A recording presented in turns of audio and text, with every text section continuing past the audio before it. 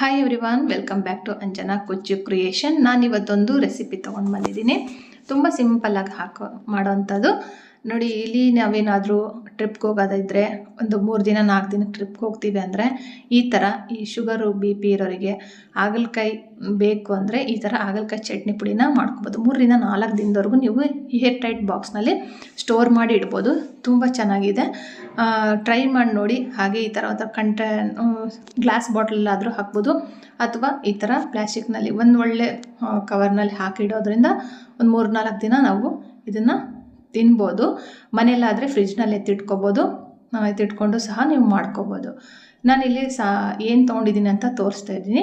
ಫಸ್ಟಿಗೆ ಬಂದು ಅರ್ಧ kg ಹಾಗಲಕಾಯಿನ ಈ ಥರ ಚಿಪ್ಸಿಂದು ಏನು ಬರುತ್ತಲ್ಲ ಕಟ್ ಮಾಡೋದು, ಅದರಲ್ಲಿ ಕಟ್ ಮಾಡಿ ಇಟ್ಕೊಂಡಿದ್ದೀನಿ. ಖಾರ ಪುಡಿ ಬಂದು ಒಂದು 3 ರಿಂದ 4 ಸ್ಪೂನ್ ತೊಗೊಂಡಿದ್ದೀನಿ. ಖಾರ ನಿಮಗೆ ಎಷ್ಟು ಬೇಕಾಗುತ್ತೋ ಅಥವಾ ಒಣಮೆಣ್ಸಿನ್ಕಾಯಿನಾದರೂ ತೊಗೋಬೋದು. ಉಪ್ಪು ರುಚಿಗೆ ತಕ್ಕಷ್ಟು. ನೋಡಿ, ಇಷ್ಟು ಬೆಲ್ಲ ತೊಗೊಂಡಿದ್ದೀನಿ, ಅಂದರೆ 1.5 ಟೀ ಸ್ಪೂನಷ್ಟು ಬೆಲ್ಲ ತೊಗೊಂಡಿದ್ದೀನಿ. ಮತ್ತು 3 ಗಡ್ಡೆಯಷ್ಟು ಬೆಳ್ಳುಳ್ಳಿ ತೊಗೊಂಡಿದ್ದೀನಿ. ಇಲ್ಲಿ ಅರ್ಧ ಕಪ್ನಷ್ಟು ಶೇಂಗಾನ ಹುರಿದು ಸಿಪ್ಪೆನ ತೆಗೆದಿಟ್ಕೊಂಡಿದ್ದೀನಿ. ಹುಣ್ಸೆಹಣ್ಣು ಬಂದು 1 ನಿಂಬೆಹಣ್ಣಿನಷ್ಟು ಗಾತ್ರ ನೋಡ್ಬೋದು ನೀವು. ಇಷ್ಟು ತೊಗೊಂಡಿದ್ದೀನಿ, ಒಂದು ನಿಂಬೆಹಣ್ಣಷ್ಟು ಗಾತ್ರದಲ್ಲಿ ಹುಣ್ಸೆಹಣ್ಣು. ಮತ್ತು 1 ಉಪ್ಪು, ಅಂದರೆ ಒಂದು ಕಾಯಿಯಲ್ಲಿ ಕಟ್ ಮಾಡಿದರೆ ಒಣಕೊಬ್ಬರಿ ಅರ್ಧದಷ್ಟು ತೊಗೊಂಡಿದ್ದೀನಿ. ಇಂಗು ಆಪ್ಷನ್ನು, ಬೇಕಂದರೆ ಹಾಕ್ಬೋದು. ಇದು ಸ್ಮೆಲ್ ಒಬ್ರೊಬ್ರು ಇಷ್ಟಪಡೋದಿಲ್ಲ, ಬೇಡ ಆದವರಿಗೆ ಸ್ಕಿಪ್ ಮಾಡ್ಕೊಬೋದು. ಇವಿಷ್ಟನ್ನು ನಾನು ಇವಾಗ ಹಾಗಲಕಾಯಿನ ಫಸ್ಟಿಗೆ ತೊಳೆದ್ಬಿಟ್ಟು ಕೊಯ್ದಿಟ್ಕೊಂಡಿರೋದು. ಇವಾಗ ಹಂಚನ್ನ ಕಾಯಿಸ್ಬಿಟ್ಟು ಅದಕ್ಕೆ ಒಂದು 2 ರಿಂದ 3 ಚಮಚದಷ್ಟು ಎಣ್ಣೆ ಹಾಕಿಬಿಟ್ಟು ಈ ಹಾಗಲಕಾಯಿಗಳನ್ನ ನಾನು ಹೇಳಿದ್ನಲ್ಲ ಮುಂಚೆಗೆ ಫಸ್ಟಿಗೆ ತೊಳೆದ್ಬಿಟ್ಟು ಆಮೇಲೆ ಕೊಯ್ದಿಟ್ಕೊಂಡಿರೋದು. ಫುಲ್ ನೀರು ಹೋಗಿರುತ್ತೆ, ಹಂಗಾಗಿ ನೀರಿನ ಅಂಶ ಇರೋದಿಲ್ಲ. ಇದನ್ನು ಎಣ್ಣೆಗೆ ಸ್ವಲ್ಪ ಹುರಿಬೇಕು ಚೆನ್ನಾಗಿ. ನಾನು ತೋರಿಸ್ತೀನಿ ನೋಡಿ. ಈ ಥರ ಹೈ ಫ್ಲೇಮ್ನಲ್ಲೇ ಇಟ್ಕೊಂಡು ಹುರಿದ್ರೂ ಸಹ ನಡೆಯುತ್ತೆ. ತುಂಬ ತೆಳುಗಿರೋದ್ರಿಂದ ಬೇಗನೆ ಬೆಂದೋಗುತ್ತಿದ್ದು, ಹಂಗಾಗಿ ಅಂಥ ಏನು ರಿಸ್ಕ್ ಇರೋಲ್ಲ, ಆರಾಮಾಗಿ ಮಾಡ್ಕೋಬೋದು. ಮತ್ತು ಏನಿಲ್ಲ ಒಂದು ಅರ್ಧ ಗಂಟೆಯಲ್ಲಿ ಮಾಡಿ ಮುಗಿಸ್ಕೋಬೋದು. ಅರ್ಜೆಂಟ್ ಅಂದ್ರೂ ನೀವು ಏನಾರ ಹೊರಗಡೆ ಹೋಗ್ತಾ ಇದ್ದೀರ ಅಂದರೆ ಮಾಡ್ಕೋಬೋದು. ಇದು ಅಷ್ಟು ಈಸಿಯಾಗಿದೆ. ನೋಡಿ, ಚೆನ್ನಾಗಿ ಹುರ್ಕೊಂಡಿದ್ದೀನಿ ನಾನಿವಾಗ.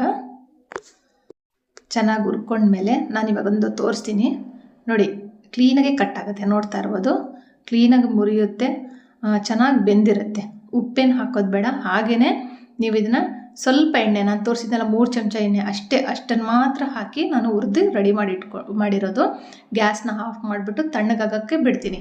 ತಣ್ಣಗಾಗಕ್ಕೆ ಬಿಟ್ಮೇಲೆ ತಣ್ಣಗಾಗೋಷ್ಟೊತ್ತಿಗೆ ಇವಾಗ ನಾವು ಬೆಳ್ಳುಳ್ಳಿ ತೋರಿಸಿದ್ನಲ್ಲ 3 ಗಡ್ಡೆ, ಹುಣಸೆಹಣ್ಣು ಮತ್ತು ಒಣಕೊಬ್ಬರಿ ಇನ್ನೂ ಸ್ವಲ್ಪ ಕಹಿ ಇದೆ ಹಾಗಲಕಾಯಿನವರು ಸ್ವಲ್ಪ ಜಾಸ್ತಿ ಬೇಕಂದ್ರೂ ಹಾಕ್ಕೋಬೋದು. ನಾನಿಲ್ಲಿ ಒಂದು ಕಾಯಿನಲ್ಲಿ ಅರ್ಧದಷ್ಟು ಹಾಕ್ಕೊಂಡಿದ್ದೀನಿ ಒಣಕೊಬ್ಬರಿನ ತುರಿದಿರೋದನ್ನು. ಇವಾಗ ಮುಕ್ಕಾಲು ಕಪ್ನಷ್ಟು ಶೇಂಗಾ ಮತ್ತು 3 ರಿಂದ 3.5 ಚಮಚದಷ್ಟು ಖಾರ ಪುಡಿ, ರುಚಿಗೆ ತಕ್ಕಷ್ಟು ಉಪ್ಪು, ಬೆಲ್ಲ ಹಾಕಿಬಿಟ್ಟು ಸ್ವಲ್ಪ ಹಿಂಗೆ ಹಾಕಬೇಕು. ಹಿಂಗನ್ನು ಹಾಕಿರೋದು ಇಲ್ಲಿ ಕ್ಲಿಪ್ಪು ಮಿಸ್ ಆಗಿದೆ. ಸ್ವಲ್ಪ ಹಿಂಗೆ ಹಾಕಿ ತರಿಯಾಗಿ ರುಬ್ಕೋಬೇಕು. ಫುಲ್ಲು ಪೇಸ್ಟ್ ಆಗಬೇಡ, ಸ್ವಲ್ಪ ನೋಡಿ ಈ ಥರ ಅಲ್ಲಲ್ಲೇ ಶೇಂಗಾ ಬೀಜಗಳು ನೋಡ್ತಾ ಇದ್ದೀರಲ್ಲ, ಈ ಥರ ಕಾಣಬೇಕು. ಆ ಥರ ಸ್ವಲ್ಪ ತಿರುಗಿಸ್ಕೊಂಡು ಇದನ್ನು ಭಾಗ ಮಾಡ್ಕೊತೀನಿ. ಅಂದರೆ ಒಂದೇ ಮಿಕ್ಸರ್ನಲ್ಲಿ ಜಾಗ ಆಗಲ್ಲ ಅಂತೇಳ್ಬಿಟ್ಟು ಸ್ವಲ್ಪ ಡಿವೈಡ್ ಮಾಡ್ಕೊತಾ ಇದ್ದೀನಿ. ಅರ್ಧ ತೆಗೆದುಬಿಟ್ಟು ಈ ಅರ್ಧಕ್ಕೆ ನಾನಿವಾಗ ಹಾಗಲಕಾಯಿ ಹಾಕ್ಕೊಳ್ತಾಯಿದ್ದೀನಿ. ತಣ್ಣಗಾಗಿರೋ ಹಾಗಲಕಾಯಿನ ಹಾಕ್ಕೊಂಡ್ಬಿಟ್ಟು ಇದನ್ನು ಸಹ ಅಷ್ಟೇ ನಾನು 1-2 ಸರಿ, ತುಂಬ ಬೇಡ, 1-2 ಸರಿ ಈ ಥರ ಮಾಡ್ಕೊಂಡ್ರೆ ನೋಡಿ ಈ ಥರ ಇರುತ್ತೆ. ಸ್ವಲ್ಪ ಮೆತ್ತು ಇರುತ್ತೆ. ಬಟ್ ಚಟ್ನಿ ಪುಡಿ ಒಂದೊಂದು ತುಂಬ ಡ್ರೈ ಇದ್ದರೆ ರೊಟ್ಟಿಗಳಿಗೆಲ್ಲ ಆಗೋದಿಲ್ಲಲ್ಲ, ಹಾಗಾಗಿ ಈ ಥರ ಸ್ವಲ್ಪ ಮೆತ್ತು ಇದ್ದರೆ ಆರಾಮಾಗಿ ತಿನ್ಬೋದು. ಖಡಕ್ ರೊಟ್ಟಿಗಳು ಅವಾಗೆಲ್ಲ ನೀವು ಆರಾಮಾಗಿ ತಿನ್ಬೋದು. ಇದನ್ನು ನಾನು ಹೇಳಿದ್ದೆಲ್ಲ ಟ್ರಾವೆಲ್ ಮಾಡೋರು ಒಂದು 3-4 ದಿನದ ಮಟ್ಟಿಗೆ ಇದನ್ನು ಮಾಡಿಕೊಂಡು ಸಹ ತೊಗೊಂಡು ಹೋಗ್ಬೋದು. ಇವಾಗ ಎರಡನ್ನೂ ನಾನು ಮಿಕ್ಸ್ ಮಾಡ್ಕೊತಾ ಇದ್ದೀನಿ. ಮಾಡ್ಕೊಂಡ್ಬಿಟ್ಟು ನೀಟಾಗಿ ಇವಾಗ ಒಂದು ಏರ್ ಟೈಟ್ ಬಾಕ್ಸ್ನಲ್ಲಿ ಕ್ಲೀನಾಗಿ ನಾವು ಸ್ಟೋರ್ ಮಾಡಿ ಇಟ್ಕೋಬೋದು. ನೀವು ಬೆಲ್ಲ ಬೇಕು ಅಂದರೆ ಇನ್ನೂ ಸ್ವಲ್ಪ ಹೆಚ್ಚಾಗಿ ಹಾಕ್ಬೋದು. ನೋಡ್ತಾ ಇರ್ಬೋದು, ಈ ಥರ ತರಿ ಇರಬೇಕು. ಹಾಗಲಕಾಯಿ ಏನು ಇದೆಯಲ್ಲ ಅದನ್ನು ಸಹ ಸ್ವಲ್ಪ ತರಿತೀರಿ, ಬಾಯಿನಲ್ಲಿ ಆ ಫ್ಲೇವರ್ ಸಿಗಬೇಕು. ಹಾಗಲಕಾಯಿ ಫುಲ್ಲು ನುಣ್ಣಗಾಗ್ಬಿಟ್ರೆ ಚೆನ್ನಾಗಿರೋದಿಲ್ಲ.